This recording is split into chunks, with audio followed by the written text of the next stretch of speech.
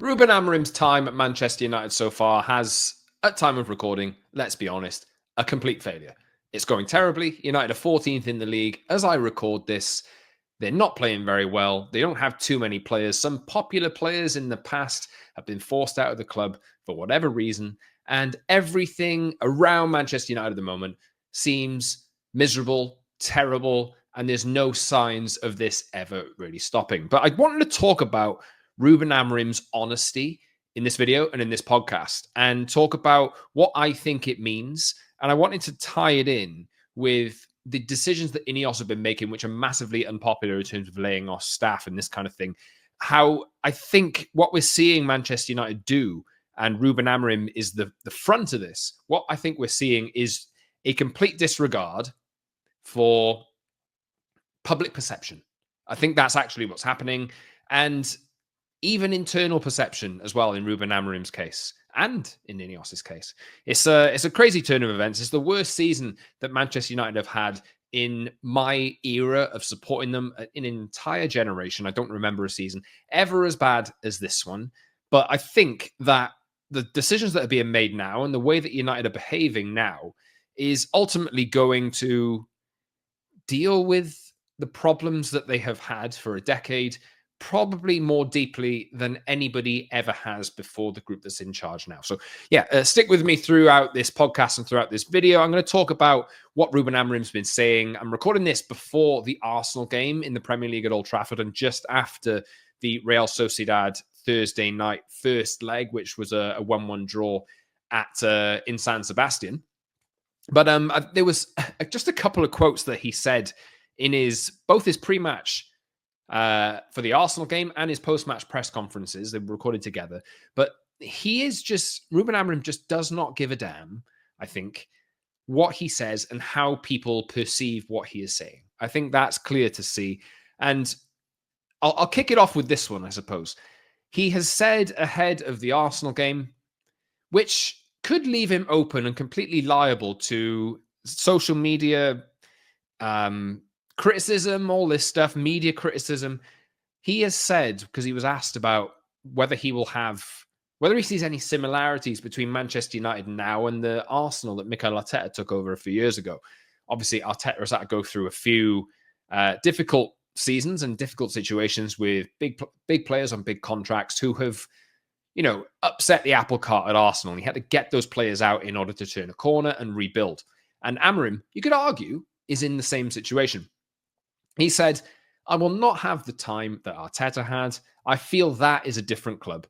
It's a different club in that aspect. The way how Arteta dealt with that is an inspiration for everybody. But what he's essentially saying here is that Manchester United are a bigger club than Arsenal, and Manchester United has more noise surrounding them than Arsenal. And if you know Arsenal and the social media and the media coverage of Arsenal, there's a hell of a lot of noise around Arsenal as it is. So it's interesting, but I think he's completely right. Manchester United, one of the biggest clubs in the world, and even in 14th, are probably getting more attention put on them than Liverpool, who are first in the league, probably going to win the Premier League this season and could win the Champions League as well. They're one of the favourites to win that, could win the League Cup as well as I record this. So it's United's worst season ever. Of course it is.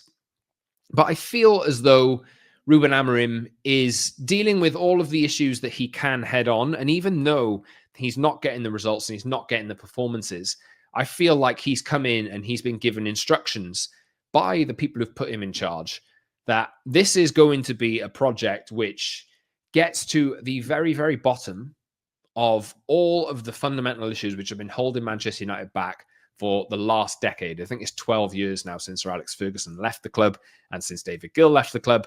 But Ruben Amorim's got a job to do, and I feel like United have been through resets before, but this really feels like the worst moment in United's recent history and the worst sentiment around fans. And it's just, is this the bottom? Let's just say, could it get any worse than this, or is this the actual bottom? Because that old saying goes, always darkest before the dawn. So are we at that point?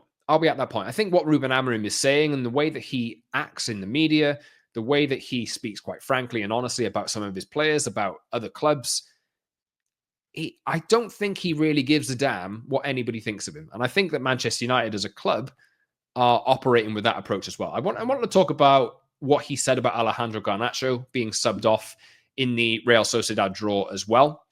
And if you watch the game or if you saw it, Alejandro Garnacho, he has a habit of when he comes off tending to show exasperation. Sometimes he'll walk down the tunnel and not come back out for the match, as has happened recently.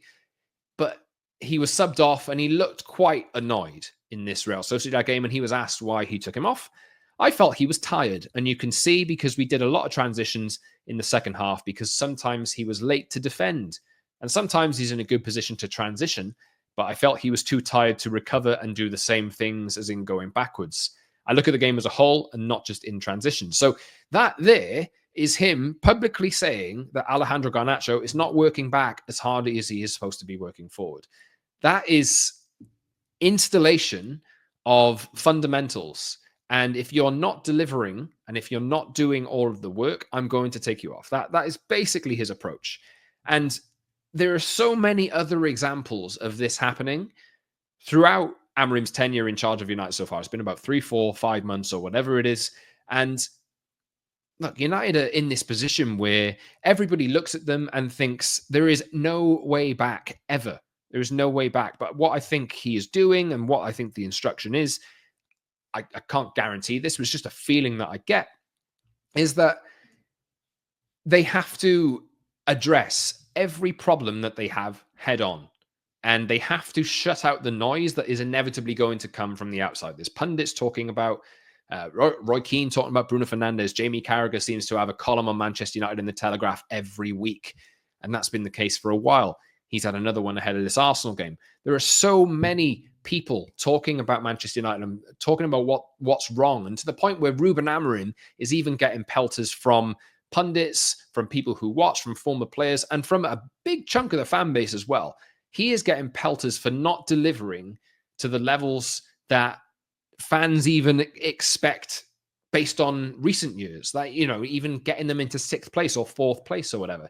He's so far off that. But I think what we're seeing here, as I say, is Manchester United dealing with all the problems that they've got head on. And unfortunately, it's just going to mean that there's going to have to be some short-term pain for a little while. So let's run through some more quotes from Ruben Amorim. He said recently, "I'm not helping my players in the moment." These are all grabbed from a piece in The Athletic, but you can find these anywhere. "David Moyes is doing a better job than me. It's simple. He was and he is. He still is. I have to sell my idea. I don't have another one. Imagine what this is for a fan of Manchester United. Imagine what this is for me. We are getting a new coach who is losing more than the last coach in Erik ten Hag. This club needs a shock." All these taken from different press conferences that he's been doing or different interviews that he's been doing. And when United were possibly in the conversation around relegation, he said, "That is really clear that United could get relegated, so we have to fight." There's also that top line as well, which I think ticked off a good few of his players. He said, "We are the worst team maybe in the history of Manchester United." He was talking about the league position. I think he did backtrack on what he said there after quite a bit of blowback, but he's speaking facts. I think this is one of the worst teams that we've ever seen at Manchester United. It simply is. And he's just being completely honest about it. He's often saying as well, I don't have direct quotes for these. I've already said about 10, 12 of these quotes already, but he often talks about maybe the club will advance and move on without me. He knows, and I think what the message has been to him coming in, he knows that this project needs a deep cleanse and a reset, and he might not even be here in the end to see this through. Now, United have made it somehow came out publicly, because this tends to happen at Manchester United, leaks of things that are happening internally. There's a goal within the club called Project 150.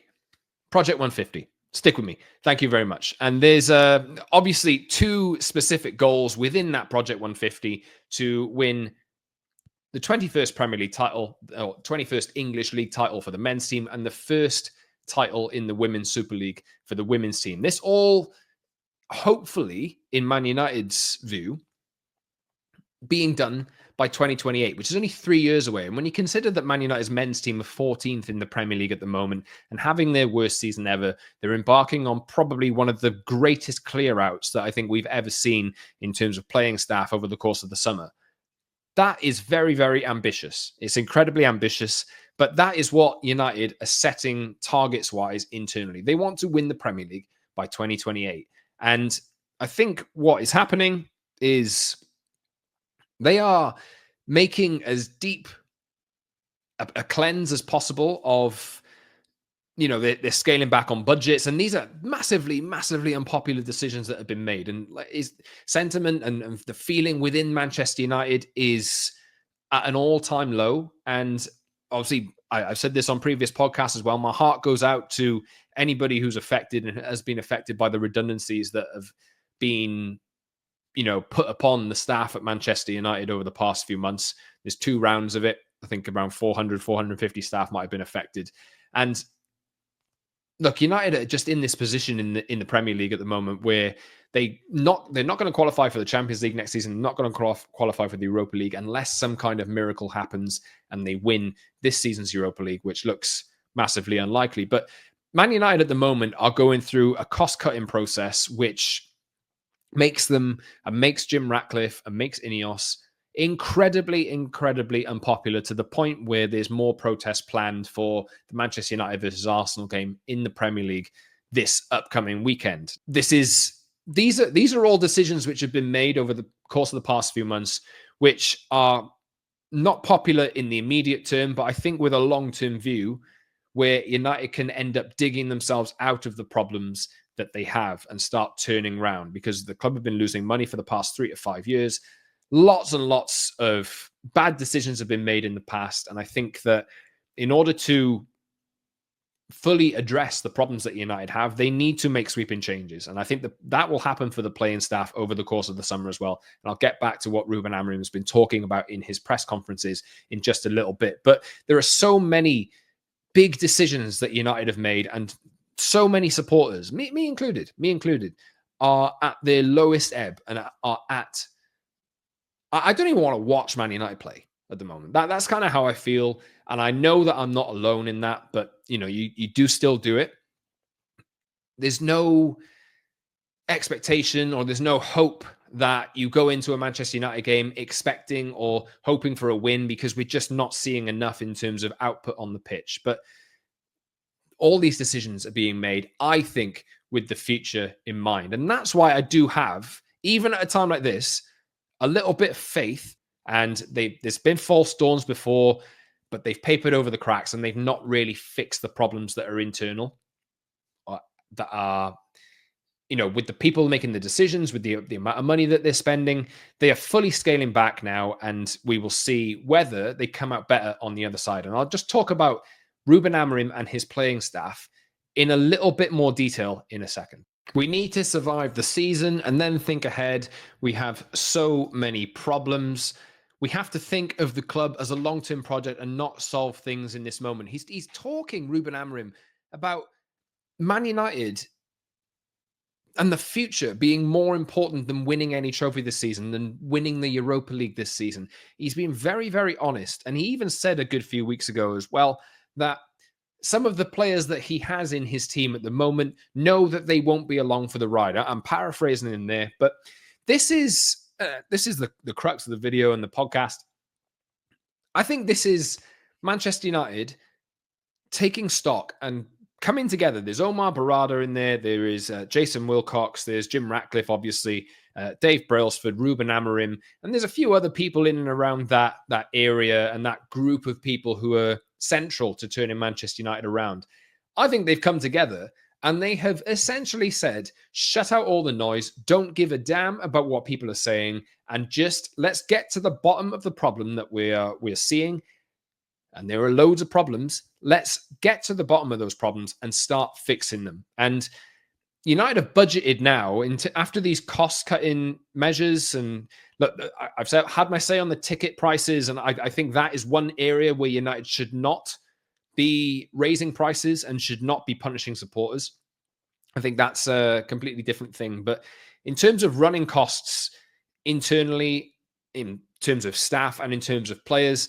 If United are deeming it necessary that I think these changes have to be made, as unpopular as the decisions are, then I feel as though there's nobody who really knows that situation better than the people who are implementing those changes. And you can say what you want about what the intentions are, but we have no reason to doubt, I don't have any reason to doubt anyway, that the intention here is to turn Manchester United around and actually turn it around permanently, rather than going into one season, getting in the Champions League, not really spending enough money to maintain the level of progress that you're making. You have an off season, you finish 6th.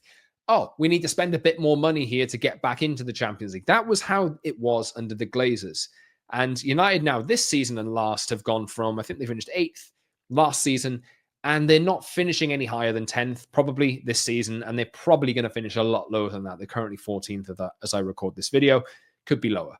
But this problem and turning Manchester United around is simply not going to be fixed over the course of the next 10 Premier League games, or by winning the Europa League, or by winning another cup. It is looking at the problems inside the club, looking at the wage bill, looking at the squad that is not really capable of playing the intense football that Ruben Amorim wants to play. And it's looking at the operating costs that the club are running at in order to bring those down, to make United, or converge them back to profitability, because they haven't been profitable for 5 years.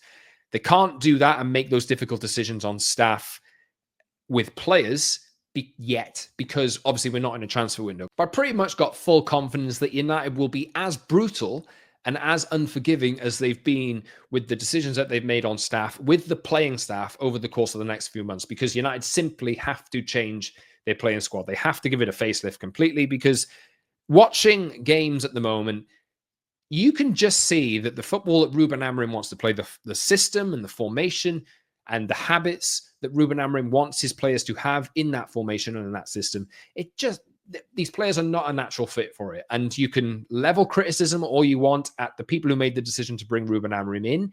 And we're now going through these problems because of it. But I think that is just par for the course at the moment. That is something that maybe they didn't expect it to be this bad, but I think it's something that they expected. And as much as you don't want to say that United have written the season off, I think there is an element of that to it. I really do. And what we're going to see now over the course of the next few months, I think Christian Eriksen, Victor Lindelof, Johnny Evans, and Tom Heaton are all out of contract, so will probably leave. I think that's going to save around 380 odd grand a week in terms of expenses and wages already. To, that's just expiring contracts of 4 players who are on the fringes of the team at the moment. You've got Casemiro, who United want to sell. Marcus Rashford is out on loan at Aston Villa. Whether he's sold, we'll wait and see whether he goes to Villa or not, but I don't really think he's going to be playing for United again. Jadon Sancho is probably going to be on his way to Chelsea, because they need to finish lower than 14th in order not to trigger the 20 to 25 million pound option that they do have on him as part of the deal, taking him on loan to Chelsea in the first place. And there's so many other players in this team that United will probably be looking to shift on. And that might even mean some unpopular sales. And I've said this a good few times. You look at your Alejandro Garnachos, you look at even potentially Kobbie Mainoo, and you think, nah, United shouldn't do that and they shouldn't sell those players. Yet we've seen press reports suggesting that no player is off limits because of United's financial difficulties that they have. And I think this all ties in together, where this new unit of people who are in charge of the club are looking at the problems and the depth of the problems that United have, and they are being massively unforgiving, and they are taking the decisions necessary to be taken in order to get to the root of the problem and start fixing it. And this is me speaking from an optimistic perspective here, and it's difficult to be optimistic given how bad United are at the moment. But I do think that this has to be United's bottom. These next 10 weeks or so, or however long it is until the end of the season, they might win the Europa League, who knows? This has to be United's bottom. And I feel like what they will do over the course of the next transfer window is sign more players like Patrick Dorgu, who's come into the team for a relatively low fee on low wages, but noticeably he is able to get up and down the pitch. He is a natural fit for the position that Ruben Amorim wants at left wing back. Right wing back is an urgent priority. Centre forward is an urgent priority. You probably need more energy in the centre of the midfield as well.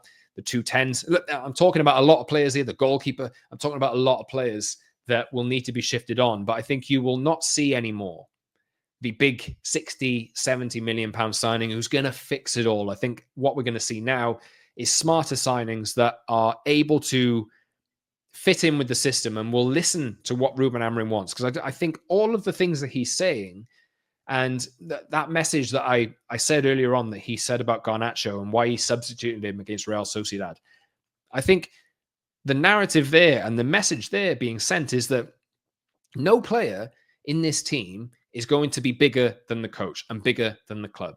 Every player in this team needs to get on board with what I'm saying. And if you're not going to get on board with what I'm saying, if you're not working as hard going backwards as you are going forwards, simply, you're not going to play. And whether that means you end up leaving because you can raise more money that United can reinvest over the course of the summer, we'll see. It's a difficult situation at the moment. But I would say if you're a United fan, strap in. And it's going to be a difficult rest of the season and probably a difficult 3 months over the course of the summer as well, as we see some potentially unpopular departures in the sales department.